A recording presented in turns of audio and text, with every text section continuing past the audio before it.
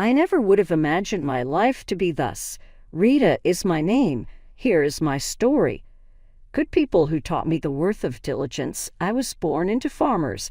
Our day began before dawn, caring for the animals and crops from the day I could walk. Back then, life was not complicated. I would go to school, get home, and assist on the farm. Weekends were for family time and housekeeping catching up. I neither wanted nor knew any other. But everything changed after I passed through high school. Bless their hearts, my parents yearned for more for me than a farm would provide. One evening as we gathered around the dinner table, Dad said, "Rita, we have been talking. Your mom and I suggest you should visit college." And my universe grew out from that as well. I packed and headed to the metropolis, a place so unlike all I had known that it could as well have been another planet. One had an experience at college. Though the courses were intriguing enough, it was the individuals that truly awakened me. Children from many backgrounds with aspirations and dreams I would never have even given thought. Then Jack came along. In my second year, I ran across him. He was confident, friendly, and quite unlike the country guys back home. Jack, then, knew exactly what he wanted from life. Relaxing on the grass outside the library, he would add, "Life's too short to waste it working yourself to the bone. We should enjoy ourselves while we are young." I felt something. This was someone who considered life as an adventure rather than merely a never-ending set of responsibilities. We were talking about marriage before I realized we were dating. When I told my folks, they were wary. They wanted to see Jack to get to know the man who had snatched their daughter's heart. "He seems pleasant enough," Dad remarked following Jack's first farm visit. "But there's something I don't know. Just keep cautious, Rita." I discounted his worries. About modern love, what did my conventional father know? Jack was ideal, and we were going to lead beautiful lives together. Bless them, my parents paid for our wedding and even got us a city apartment. Mom added, her eyes foggy, "We want you to start well." "Thanks, Mother." "Dad," I murmured, giving them a firm hug, "I promise I'll make you proud." I felt my life was set when Jack and I stood at the altar completing vows and rings. I had a great job in the city, a loving husband, and a clear future. Well, I felt our first few years of marriage were decent. Jack and I both worked in the city. We developed a schedule. Looking back, though, I can see the fissures starting even then. "Rita, do we have to visit your folks' farm this weekend?" Jack would groan every time I proposed a visit. "Your dad always wants me to help with something. It smells like manure." I sighed and tried to talk sense-based with him. "Jack, my family is here and they have done so much for us." "Fine," he said, grumbling, "but I'm not shoveling any cow crap." I dismissed it as city boy queasy behavior. After all, I had grown up smelling those things and doing those jobs. Now, though, I wonder whether I ought to have considered it as a warning sign. 2 years into our marriage, I fell pregnant. I was flying, and my parents were overjoyed. "A grandchild?" Mom shrieked on the other end. "Oh, Rita, we really are glad for you." Jack responded with less passion. "Already a child? I suppose that's all right," he said. I wrote it down as nervousness. He would definitely warm up to the concept of fatherhood. Bless their hearts, my parents kept on helping us. They paid for holidays and purchased a car for us. I was appreciative, but Jack appeared to consider everything to be given. "Of course," he would add, "they are helping us. That is what parents do." I developed love all over once again when our son Tommy was born. "Jack, well," he tried, "I will assign that to him." But he did not naturally embrace fatherhood. "Could you not keep that child quiet?" He would grumble when Tommy shed tears at night. "Some of us have to report early." I would bite my tongue and tell myself that both of us were getting used to fatherhood. Then life continued. When we could, we went to the farm. Jack's resistance mounted on every trip. "Your dad asked me to help fix the tractor again." he said, grumbling. For Christ's sake, I am not a technician. I would see my dad and Jack working together. Dad, calm and consistent. Jack frowned and struggled with the instruments. Tragic events then occurred. My parents died a year apart. I was broken. They're gone, Jack, I said against his shoulder. I find it unbelievable they are gone. He gave me a clumsy back pat. It won't be bad. At least they left the farm for us. His comments stunned me. All Jack could consider was what our family had left behind, the property. Jack dropped a bombshell right in middle of my grief. We ought to sell the farm, he remarked one evening over supper. We could live as kings and purchase a large house in the city. I wanted to argue in order to defend the legacy of my family, but I was worn out from loss and the responsibilities of parenthood. Furthermore, wasn't a wife expected to back up her husband's choices? Okay, I remarked softly, if you believe it is best. And so it was, with a few signatures on certain documents, the history of my family sold to the highest bidder.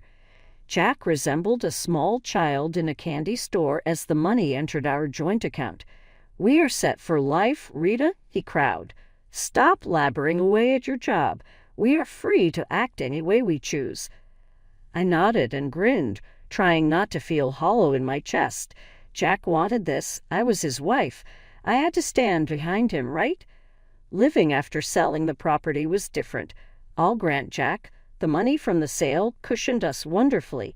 We were spared having to work as hard going forward.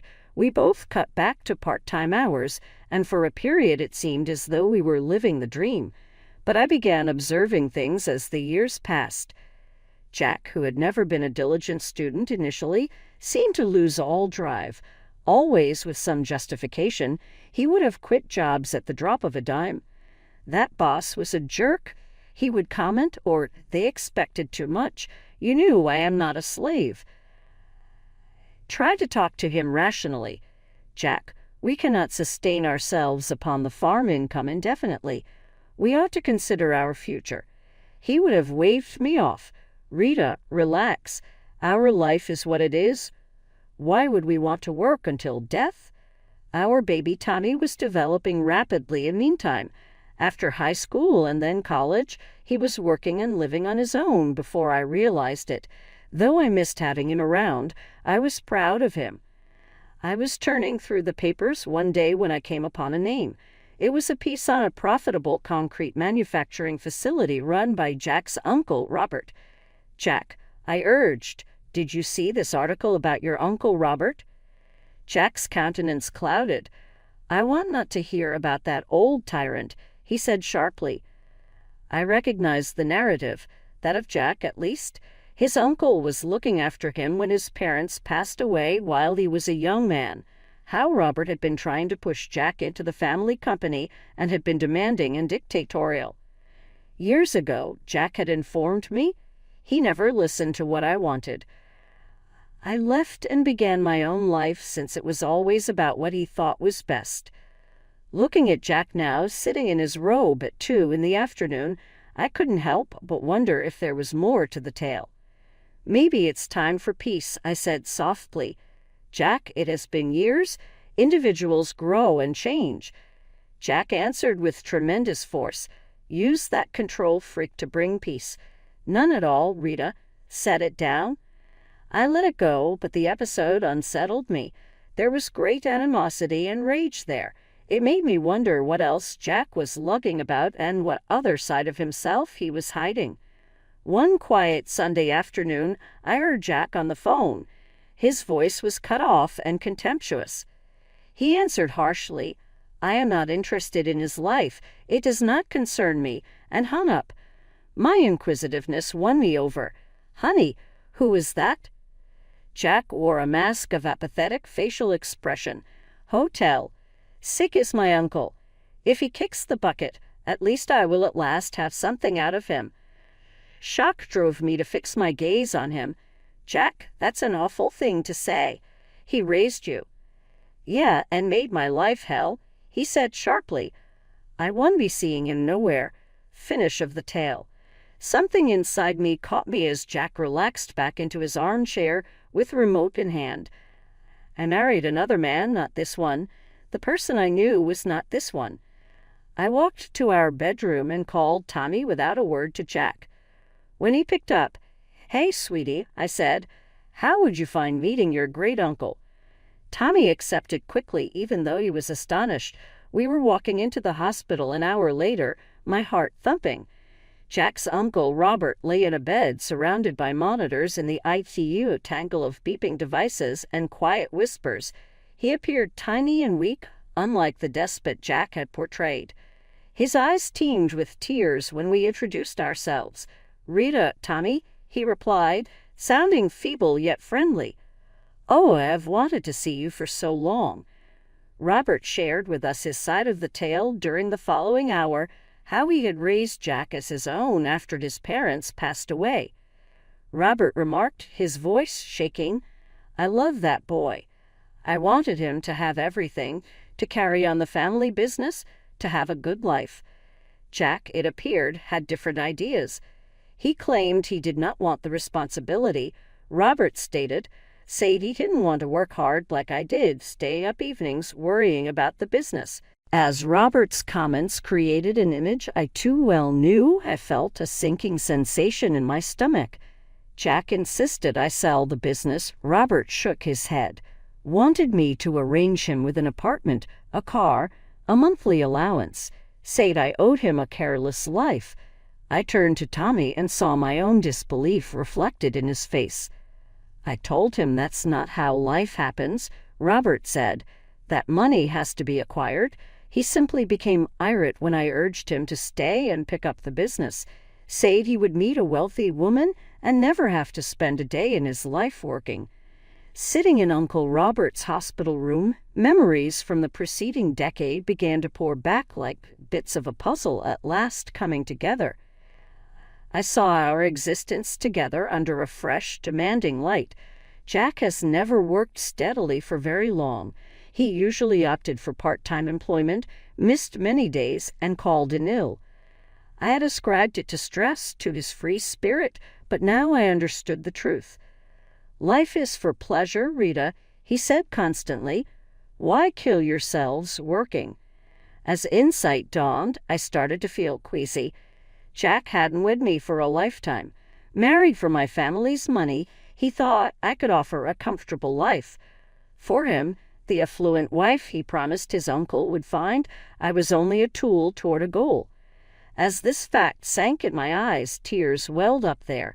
Our marriage, our family, all of our life was based on a falsehood.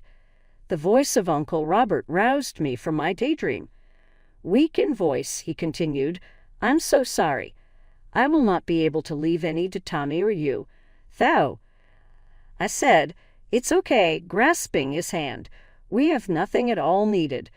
I had plans, Robert said, getting increasingly restless.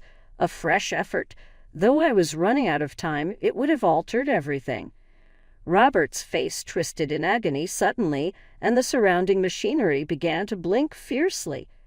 "You have to leave," a nurse hurried in, saying. Now, 2 days later the call arrived. Uncle Robert had vanished. Jack's response when I informed him made my blood freeze. "Finally," he said, a smile lighting his face. "Long enough," took the old bastard. Disgusted, I fixed a gaze upon him. "Jack, your uncle was like this. He brought you forward." He waved cynically. "Yes, indeed. The funeral is scheduled at what then? Should we make such a trip?" Jack missed it ultimately as well. Tommy and I planned the funeral ourselves, a modest, respectful event meant to make Uncle Robert proud. My spouse was at home happy, calculating his newly acquired riches while I was mourning for a man I had hardly known. He said on the phone, "The factory's got to be worth at least $10 million when I arrived home. Could you find it surprising? I wealth." I felt only disgust as I watched him parade our house, flaunting his inheritance. The man I had in mind for marriage was different.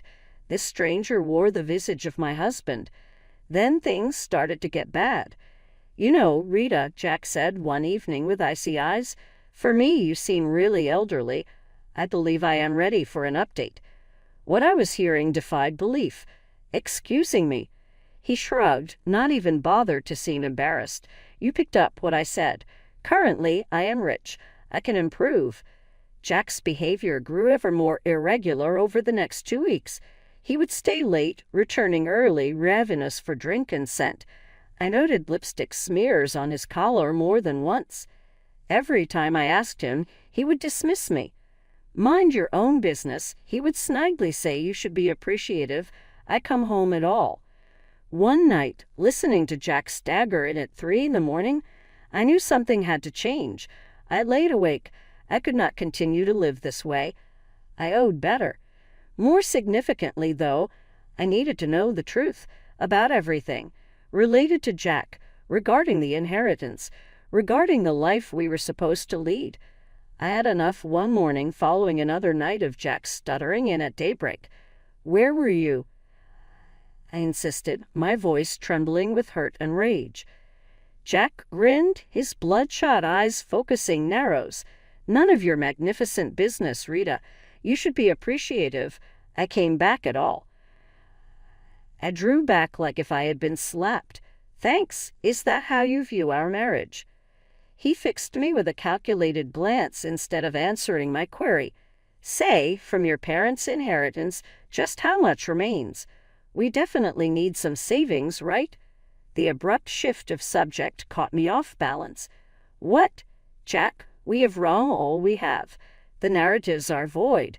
His visage turned into a nasty mask of contempt. Empty. You really must be joking me.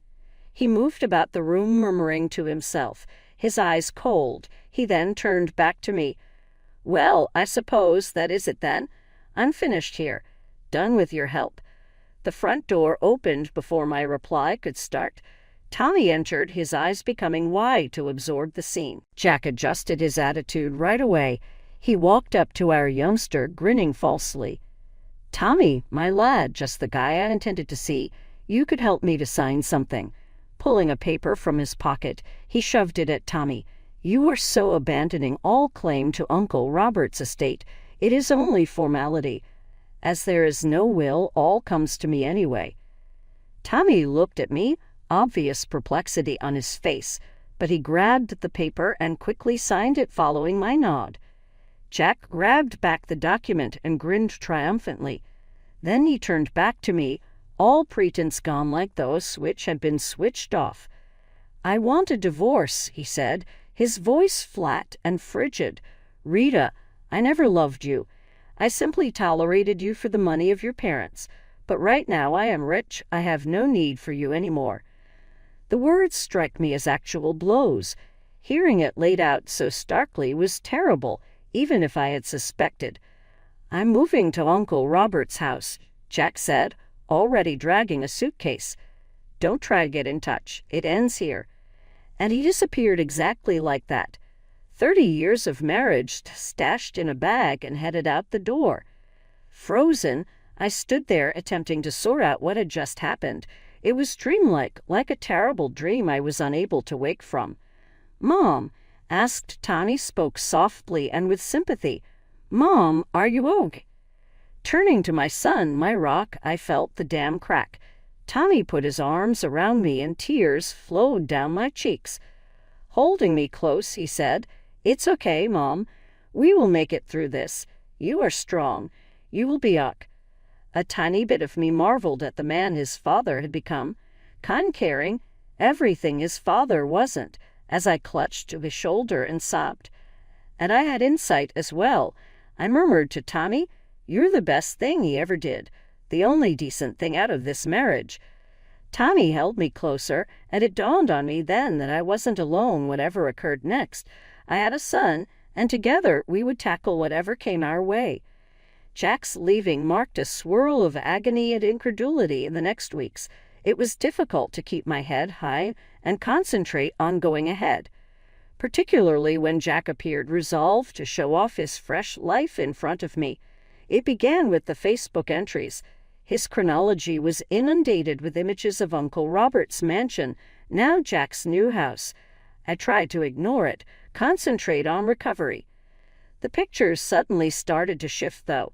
Blonde, gorgeous, little older than our son, a young woman started showing up in them. Jack had his arm around her, and both of them were smiling at the camera in one picture. The caption made my tummy turn over. Candy, my fiancé, advance whole. The calls began practically right away. Friends, neighbors, even Tommy's former teachers, all of them posing questions I didn't want to answer. Rita, darling, is all good. We looked at Jack's postings. From what is happening? Are Jack and you truly? I could no more stand it. Too much was the humiliation and the continual reminders of Jack's betrayal. I thereby engaged in an activity I never would have considered doing. Following legal advice, I phoned Jack and asked to meet. The day the meeting scheduled came. I waited with divorce papers in hand at our old favorite cafe. Jack swaggered in, Candy on his arm, her face covered in cosmetics. She laughed at something Jack murmured in her ear, not more than 25. Well, Jack said, pulling Candy a chair. If the ball and chain isn't the vintage one. Candy, honey, meet Rita, the first wife. Candy cast a pitying glance that set my blood boiling, but I stayed cool. Sliding the divorce papers over the table, I said, I have the ones here. I only ask for the house. Nothing else is asked for. You can hold on to everything else. He grabbed the pen without debate, which surprised me. Fine, have a small house. These days I have larger and better things. He wrote his signature all over the paperwork. Then he turned to Candy, his voice sickeningly lovely. I can now be at last with someone I really adore, someone deserving of mine.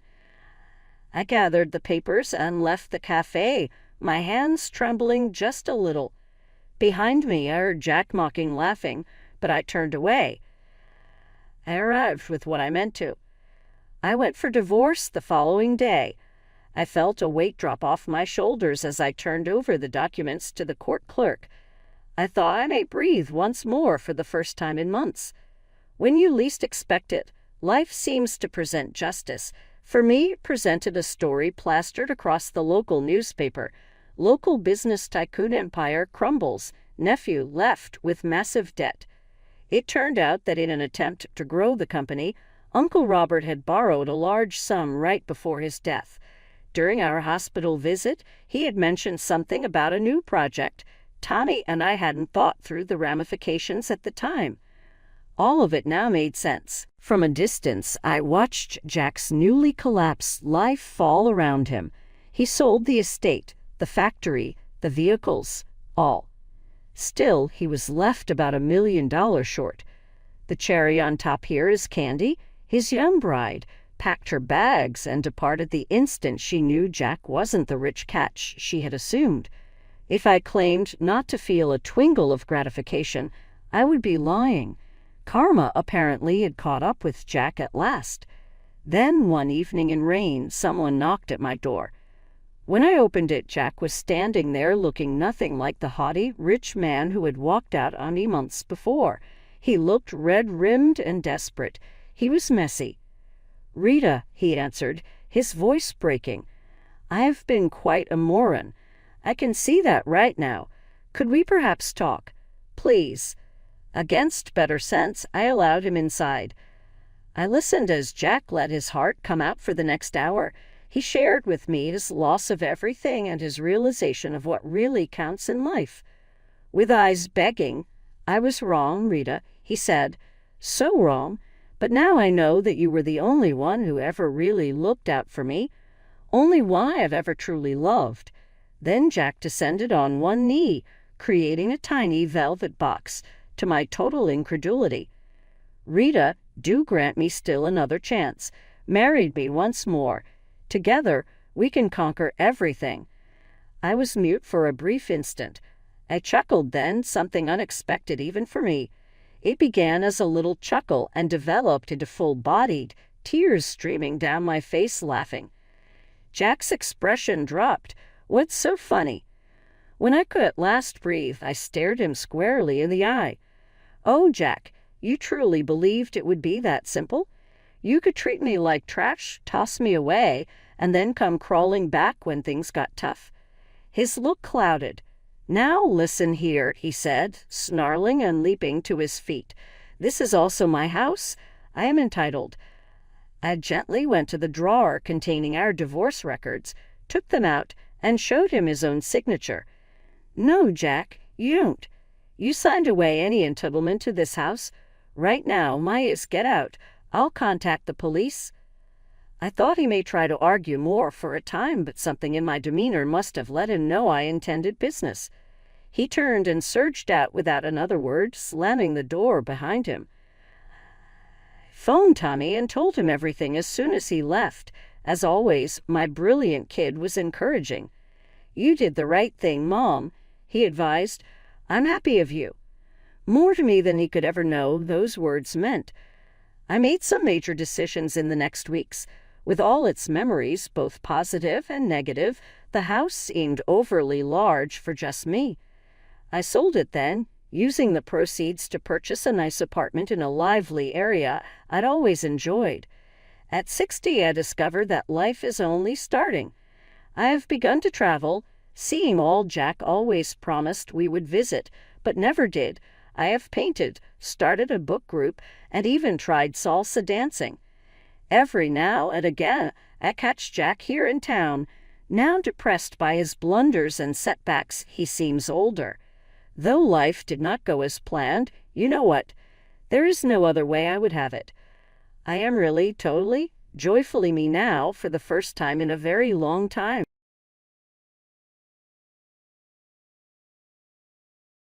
Hey everyone, I'm Karen, 18, a high school senior with big dreams of studying mass communication in college. Picture this, a small town with one main street and right in the middle, my Grandma Monica's convenience store. I've been spending most of my time there since I was tall enough to reach the cash register.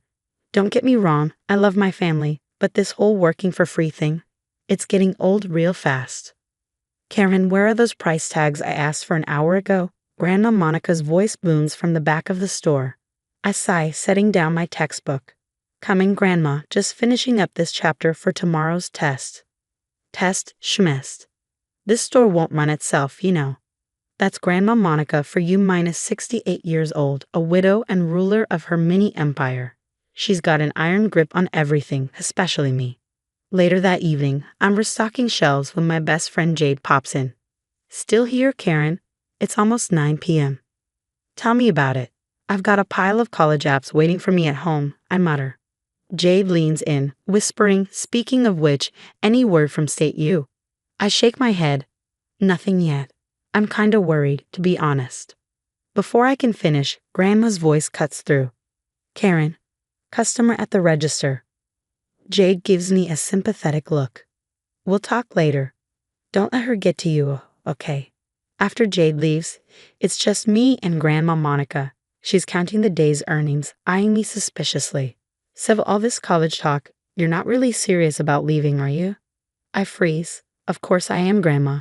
It's been my dream to study mass communication. You know that. She scoffs. Dreams don't pay the bills, girl. This store is your future. It's in your blood. But Grandma, enough. Your parents understand the importance of family. Why can't you? Later, I call my mom. Mom, can you talk to Grandma? She's making it impossible for me to focus on my applications. Mom just sighs. Honey, you know how she is. Just try to balance things, okay? It's only for a little while longer. One night, as I'm closing up shop, Jade calls again. Any updates on your apps? I slump against the counter. Nothing. It's weird, right? I should have heard something by now. Maybe they're just slow. Don't stress. You've got this. But I can't shake the feeling something's off. Grandma's been acting all smug and secretive lately. Jade, what if Grandma's messing with my college plans? No way, she wouldn't. Would she? I glance toward Grandma's office, a knot forming in my stomach. I don't know, but I'm going to find out. As I hang up, I can't help but feel like a fight is coming. This store, this town, it's suffocating me. I need out. I need a future that's mine, and no one, not even Grandma Monica, is going to stand in my way. At least that's what I keep telling myself. But with each passing day, my confidence wavers. Will I ever break free, or am I destined to be stuck here forever? The days drive by, and I'm constantly checking my phone, refreshing my email. Nothing. Not a single response from any of the colleges I applied to. It's driving me crazy.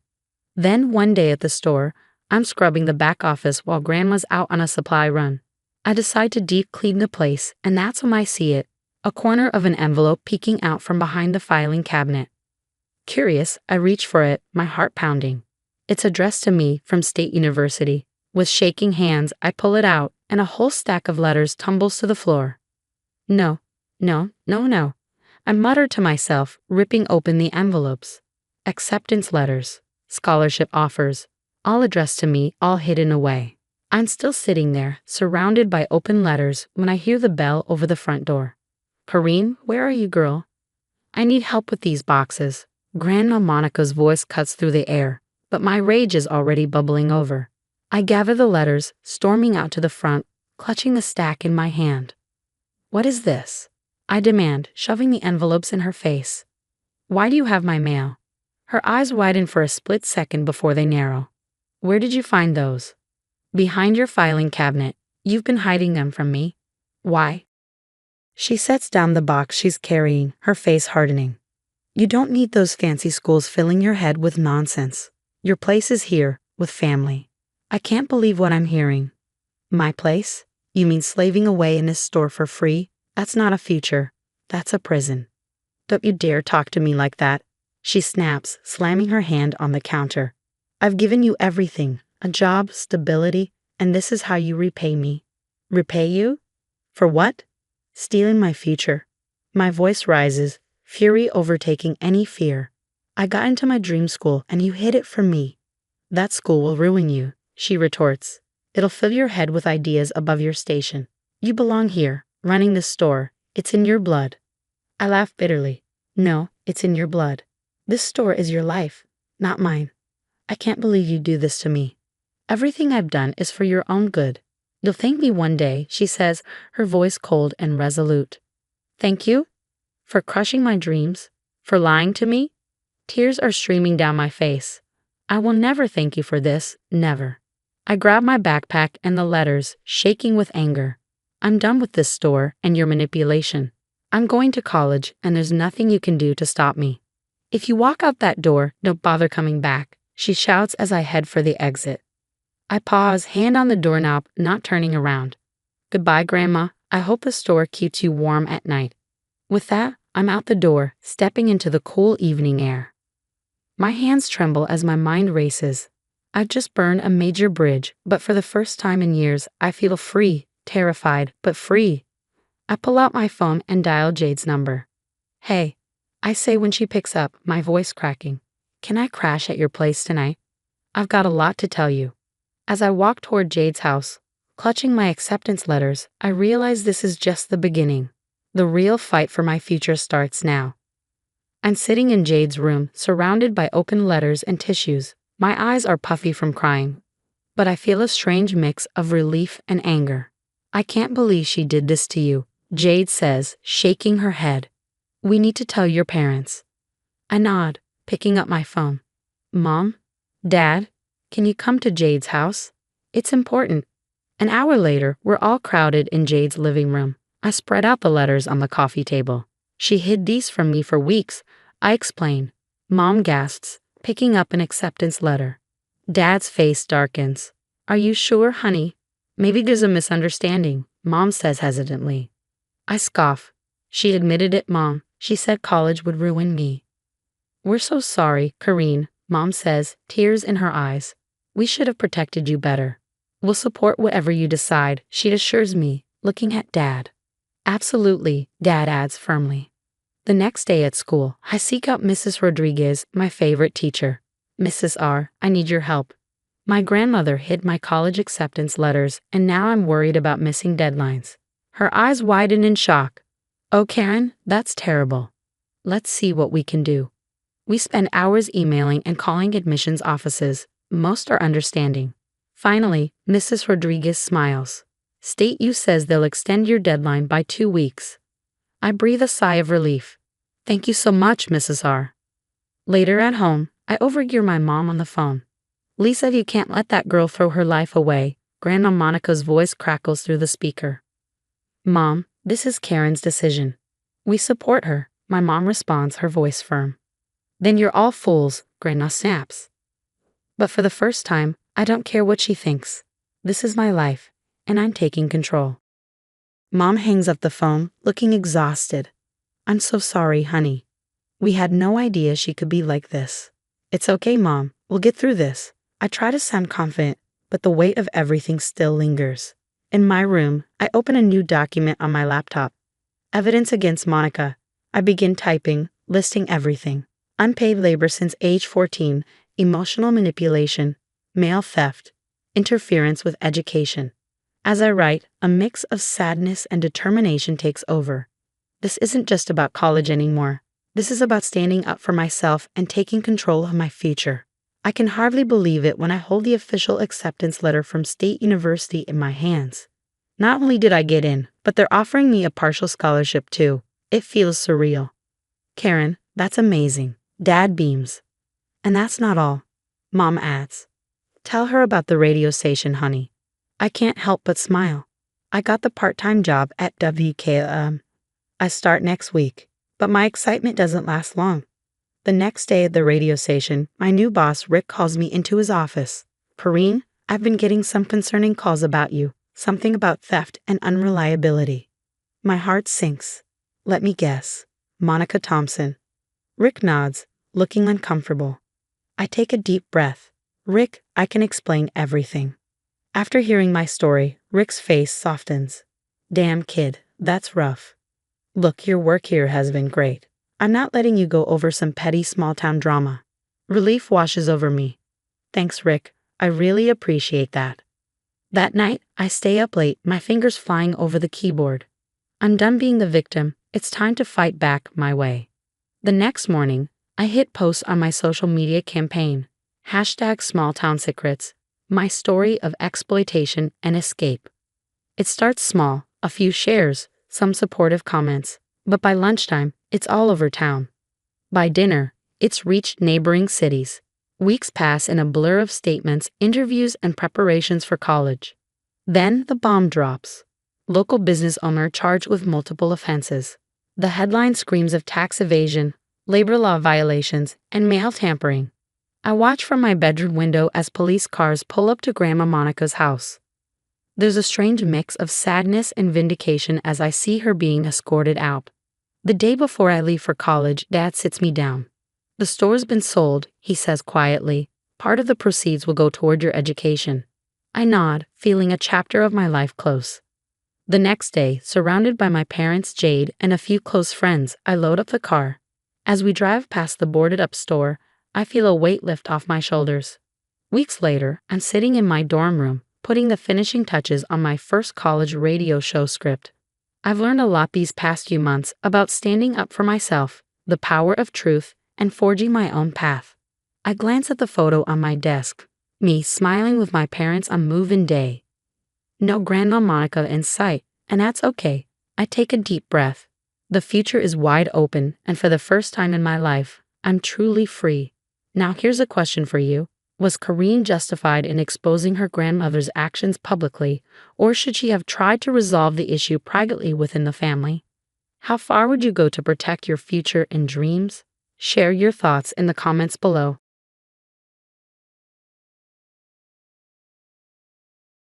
I'm Catherine, a 32-year-old psychiatrist with a deep passion for helping people through their mental health journeys. Today, though, it's me in need of calm as I stand in front of a mirror, adjusting my veil for what feels like the 100th time. My hands tremble, not from nerves but pure excitement. I've dreamed of this day for so long, and now it's finally here, my wedding day. You look absolutely stunning, sweetie, my mom says, her eyes brimming with tears. I take a steadying breath, smiling at her. Thanks, Mom. I still can't believe it's happening. Before I can take it all in, my best friend and maid of honor, Sarah, bursts into the room. The beach looks like a fairy tale. You and Mark are going to love it. Just hearing Mark's name makes my heart flutter. He's not just my fiancé, he's my soulmate, my rock, and the kindest pediatrician anyone could ever meet. As we head to the ceremony, I spot my cousin in the crowd, giving me a quick wave while juggling her triplets. She looks frazzled, but I smile back, silently thanking the universe that this is a child-free wedding.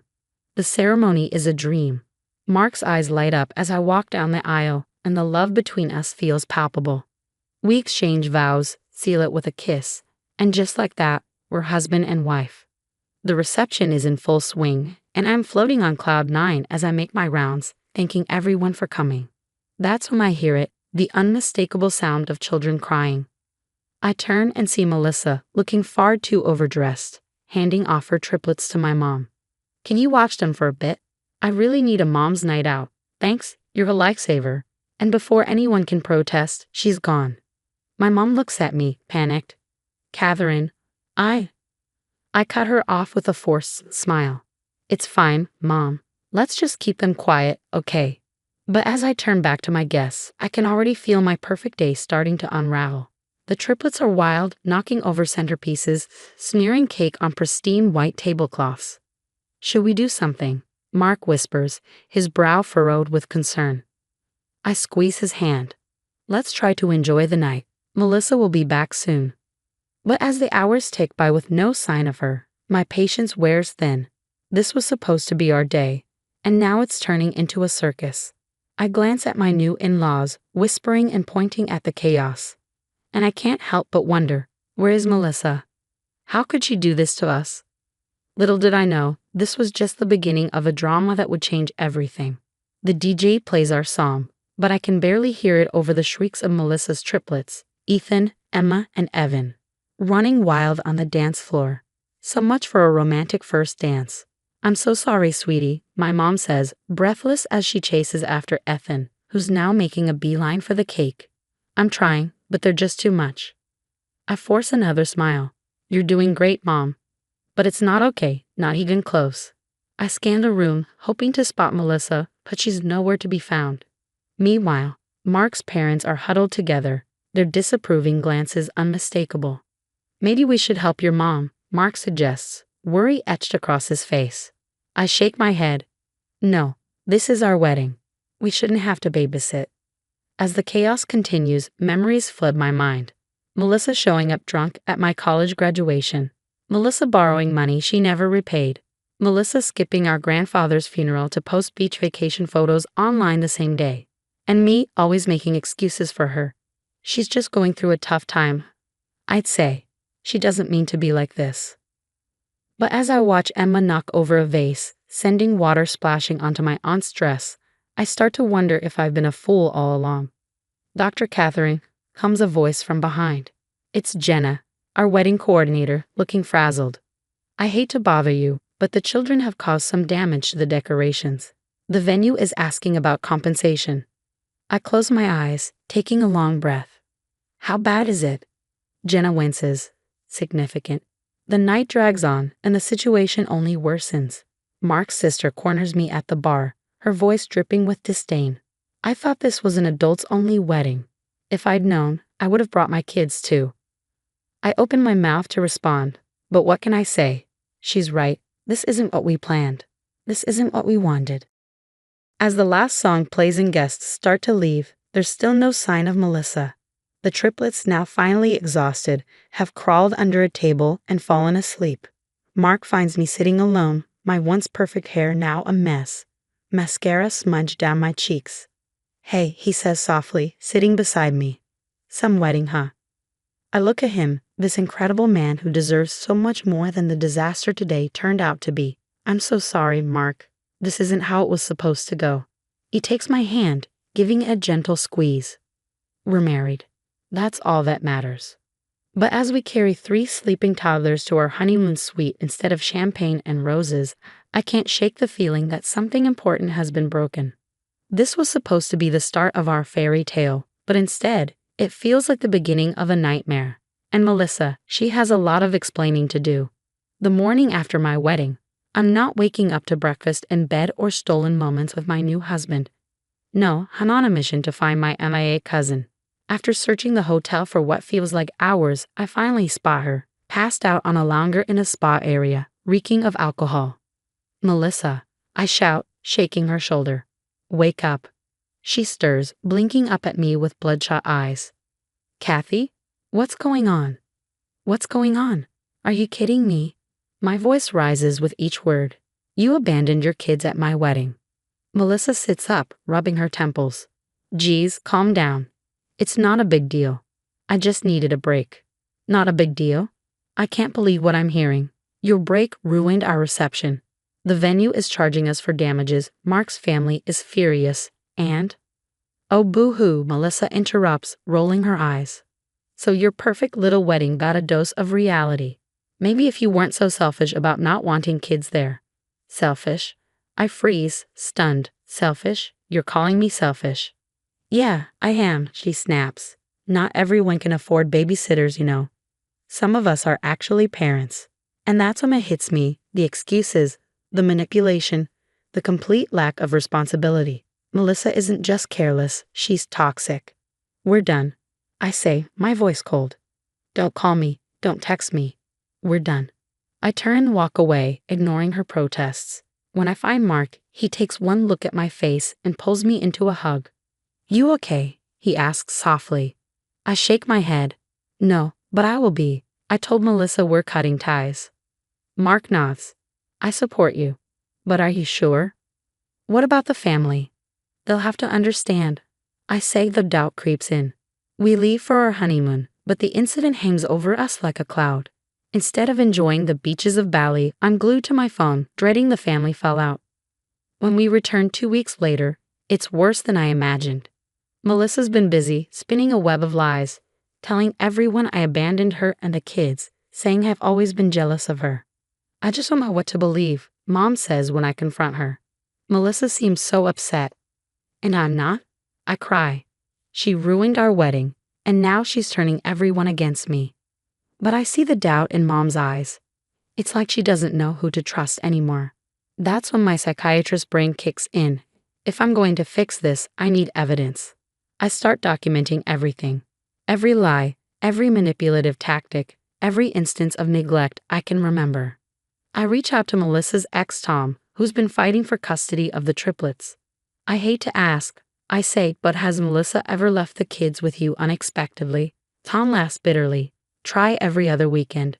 She says she's going to the store and disappears for days. As I dig deeper, a disturbing pattern emerges. It's not just me. Melissa has been taking advantage of everyone around her for years. Borrowed money, never repaid. Promised favors, never fulfilled. And worst of all, a consistent neglect of her own children. I sit at my desk, staring at the mountain of evidence I've collected. Part of me feels vindicated. I'm not crazy, I'm not overreacting, but mostly I just feel sad. Sad for the kids, sad for our family, and sad for the cousin I thought I knew. One thing's for sure, I'm done being Melissa's scapegoat. It's time for the truth to come out. 6 months after the wedding fiasco, I'm standing in my parents' living room, heart pounding. The whole family is here, including Melissa and her husband Tom. It's time for the intervention I've been planning for months. Thanks for coming, everyone. I begin, my voice shaky. I know there's been a lot of confusion and hurt feelings lately. That's why I've asked you all here today. I take a deep breath and dive in, presenting the evidence I've gathered, text messages showing Melissa's neglect of the triplets, financial records of money she never repaid, testimonies from friends and family about her manipulative behavior. This isn't about revenge, I explain. It's about protecting the kids and healing our family. The room is silent as I finish. My parents look shell-shocked. Tom's face is a mix of anger and relief. Melissa, though, is fuming. This is ridiculous, she shouts. You're all going to believe her lies. But the proof is undeniable. Even Aunt Susan, Melissa's biggest offender, looks uncertain. Honey, Mom says gently, I think it's time you got some help. That's when Melissa snaps. She jumps up, knocking over a chair. You're all against me. I don't need this. She storms out, slamming the door behind her. The silence that follows is deafening. A week later, Tom calls me. I'm filing for divorce, he says, his voice heavy, and I want full custody of the kids. Can you help? I agree to provide a professional assessment for the custody case. It's not easy, but it's necessary. Over the next few months, Melissa's carefully constructed world begins to crumble. She loses her job due to frequent unexplained absences. Her friends, tired of her constant drama, start to distance themselves. Meanwhile, the family rallies around Tom and the triplets. Mark and I often babysit, giving Tom much-needed breaks. "I don't know how to thank you," Tom says one evening as he picks up the kids. I smile, watching Ethan, Emma, and Evan giggle as they put on their shoes. "We're family," I say. "This is what family does." Slowly but surely, I rebuild my relationships with the relatives Melissa had turned against me. It's not always easy, but it's worth it. 1 year after our wedding, Mark and I decide to host a vow renewal ceremony. It's everything our first reception should have been: joyful, drama-free, and filled with love. The triplets, now under Tom's full-time care, are adorable in their little suits and dress. They behave beautifully, a testament to the stability they now have. As Mark and I dance under the stars, I can't help but reflect on the past year. "I never thought I'd say this," I whisper to him, "but I'm almost grateful for what happened at our wedding." He raises an eyebrow. "Oh yeah." I nod. It taught me the importance of boundaries, of standing up for myself, and the freedom that comes with letting go of toxic relationships. Mark pulls me closer. "So does this mean you might be ready to start our own family?" I laugh, my heart full. "You know what? I think I am." As the night winds down, I catch a glimpse of Melissa through the window of a nearby coffee shop. She's alone, scrolling through her phone, looking lost. For a moment, I feel a pang of sadness, but then I turn back to my loved ones. Mark, my parents, Tom, and the kids, all the people who stood by me through thick and thin. I realize that this is what real family looks like, and I wouldn't have it any other way. The story of Catherine, Melissa, and their family has come to an end. Now, I have a question for you. Do you think Catherine made the right decision by cutting Melissa out of her life completely, or should she have given her cousin another chance? Is there a point where family ties become less important than personal well-being? Share your thoughts in the comments below.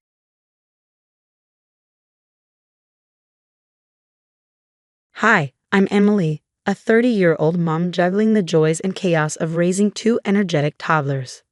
Packing for a family trip with them is like planning a small military operation. Diapers, snacks, toys, extra outfits, everything double-checked. With our tickets booked for Los Angeles, I was eagerly anticipating some much-needed downtime in the California sun. More than that, I was excited for my sister Abby to finally meet the youngest of my little chaos crew. At the airport, the kids were buzzing with excitement, their tiny faces pressed against the glass as they watched planes take off. "Look, Mommy, it's flying." My eldest squealed, tugging on my hand as I shifted the weight of the diaper bag on my shoulder. "Yeah, buddy, we're flying too," I said with a smile, though my back was already aching under the load of our carry-ons. Andrew had gone to get our boarding passes, but he was taking suspiciously long. When he finally returned, there was a sheepish look on his face that didn't bode well. "I got us checked in, but there's something I need to tell you," he muttered, avoiding my eyes. My stomach tightened. "What is it?" "Don't tell me there's an issue with the tickets." No, he stammered. "You and the kids are all set in economy, but I upgraded myself to business class." His words hit me like a ton of bricks. "You did what?" I couldn't hide the disbelief in my voice as I stared at him, waiting for some explanation that would make this make sense. "I've just been feeling really stressed lately, and I thought the extra space would help me relax," he said, his voice trailing off when he saw my expression. "So you're going to relax in business class while I wrangle two toddlers in economy." My voice trembled with a mix of hurt and rising anger. He tried to explain that it would be better for everyone this way, but even he didn't seem convinced. "You mean better for you?" I shot back, the weight of handling everything alone suddenly feeling unbearable. He opened his mouth to respond, but stopped, stepping back as I gathered our things. "Come on, kids, let's go find our seats," I said with forced cheerfulness, trying to mask the turmoil inside as we headed to the gate.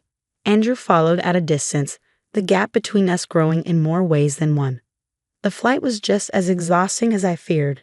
Juggling a squirmy 3-year-old and a teething 1-year-old in the cramped space of economy was a test of patience and endurance. Every time I thought of Andrew reclining in his business class seat, sipping coffee while I wrestled a spoon away from my youngest before it could fling peas everywhere, resentment simmered. "Mommy, why can't I go see Daddy?" my eldest asked, his voice rising above the hum of the engines. Daddy's sitting in a different part of the plane, sweetie, I explained, forcing a smile. The hours dragged on, filled with brief naps and bursts of crying from the kids, and nearly from me. Every glance toward the front of the plane made my heart sink a little deeper. When we finally touched down in Los Angeles, Andrew caught up to us, his face filled with regret. I'm really sorry, Emily. I thought a quiet flight might help me manage my anxiety better, he began, reaching for the bags. I pulled the suitcase away. Anxiety or not, Andrew, you left me alone when I needed you. You chose comfort over your family. My voice was steady, but inside, I was unraveling. His apologies faded into the background as I guided our kids through the crowded turmoil, my mind made up. At Abby's house, I was welcomed with open arms, a warmth I didn't realize how much I'd been missing. You look exhausted, Em, she said, concern in her eyes as I set down the luggage and the kids ran off to explore. I told her about the flight, my voice breaking. He just left us, Abs, upgraded himself and left me to struggle with the kids.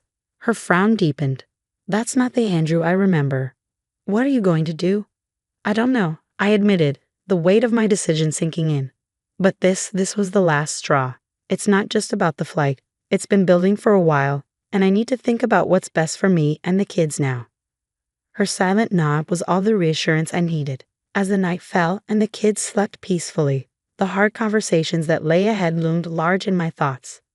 During the days that followed, I slipped into a routine at Abby's house. A routine that, for the first time, didn't include Andrew. Mornings were filled with the sound of my children's laughter as they played in the sunlit garden, a stark contrast to the tense silence that had crept into our home back with Andrew. While the kids napped or played, I spent hours talking with Abby or sitting alone, reflecting on the patterns that had shaped my marriage. One evening, as Abby and I sat on her porch, the California breeze offering a gentle respite from my inner turmoil, a memory surfaced. Remember last Christmas, I said, stirring my tea absently.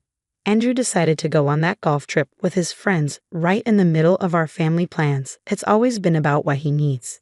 Abby listened, her face a mix of sadness and frustration. It's been happening for too long, Emily. Maybe it's time for a change. Her words echoed in my mind long after, keeping me awake that night. By morning, I had made up my mind and called the counselor Abby had recommended. The sessions that followed were like slowly unraveling a knot. Each conversation revealed how I had sidelined myself, always bending to Andrew's needs, his schedule, his desires. It sounds like you're always the one making concessions, Emily, the counselor said during one session, her voice gentle yet probing. Yes, I admitted, surprising myself with the clarity of my own words. And I'm tired of feeling like a secondary character in my own story. Each session brought a growing sense of empowerment, a slow reclaiming of my worth and desires. It wasn't just about Andrew upgrading his seat on that flight. It was about all the times he had put himself first, leaving me to manage the consequences. Armed with this new perspective and Abby's unwavering support, I made a decision that had once felt unimaginable. I called Andrew, who had returned to our home, waiting for us to come back as if things could just go back to normal. Andrew, we need to talk, I began, my voice steady despite the trembling in my hands. I've been doing a lot of thinking, and I can't do this anymore. I'm filing for divorce. There was a pause, a moment where I could almost feel his world shift. Emily, please, he said, his voice pleading. Can we talk about this? Maybe go to counseling together. But I had made up my mind. It's not just about the trip, Andrew. It's about being respected and valued, and I haven't felt that way in a long time. The conversation that followed was painful, the weight of my decision hanging heavily between us, final and unyielding. As I hung up the phone, I felt an unexpected peace wash over me. It was the right decision, not just for me, but for my children. They needed to see their mother strong, valued, and respected, something I could only truly embody if I stood up for myself and our future. That night, as I tucked my children into bed under the soft glow of their temporary room at Abby's, a quiet resolve settled within me. Tomorrow would bring challenges, no doubt, but for the first time in a long time, I felt ready to face them, knowing I was finally on the path I needed to be. Life as a single mom wasn't without its hurdles, but each day I woke up in my own space, a home slowly transforming into a sanctuary for my children and me.